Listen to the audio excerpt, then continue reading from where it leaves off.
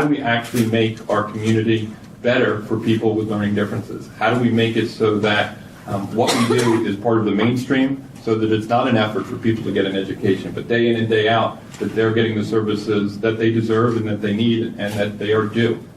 My name is Dan Standage, 37 years old. I recently graduated from the University of Arizona. I lost my eyesight while I was in the military, and I used RFB&D books to successfully navigate the university system, and I could not have done what I did without their help. I'm Sharon Berniston, and I'm from Maplewood, New Jersey.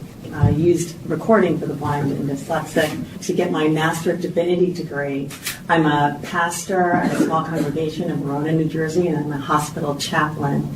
And I'm just really excited and thrilled to be here. I'm Kyle Wittenauer. I'm from Richmond, Virginia. I go to Yale University. My diagnosis is probably most close to dyslexic. I've used RFB&D for about 8 or 9 years now. Been extremely helpful in my study. 1 out of 5 children have dyslexia. I'll also share with you, a lot of schools don't recognize that dyslexia is a disability, even though the IDEA declares that it's a disability. I think that it starts in the classroom. The teachers that recognize that the kids have a problem, and already there, a lot of teachers are not made aware that or what the disabilities are. They are not trained to understand what these differences in the learning really are. And I think that's where we need to start, is that teachers need to be able to recognize when kids have a problem. We live in a smaller town with a population of about 15,000. There's only one specialist to do dyslexia testing in our entire district. It was an uphill battle just to convince the district that our child needed to be tested. And then we had to wait several months for him to be tested since there was only one person to test him.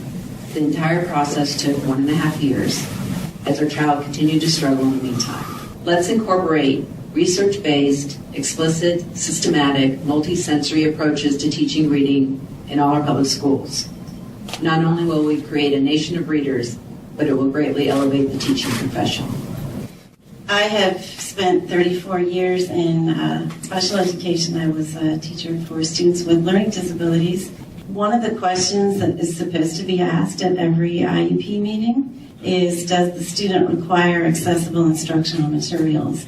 And that opens the door for the discussion of, what materials do they need to access the curriculum? And RFB&D is certainly one of those tools that helps a lot of our kids access curriculum and succeed in school. So I think, we're moving in the right direction. We agree with you all. We have a lot of work to do still.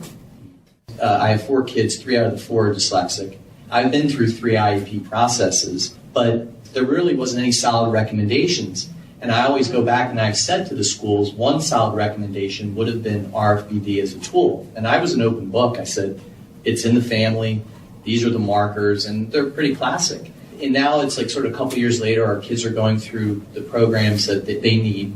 But I'm now starting to sort of energize our local community. And it's sort of taking the other parents that are sitting alongside me to become fearless and stand up and ask for the correct things. And we need to have more of these stories out there. And I think the social network that RFB&D is putting together is giving us a voice. And this is where we need to be. This is our time.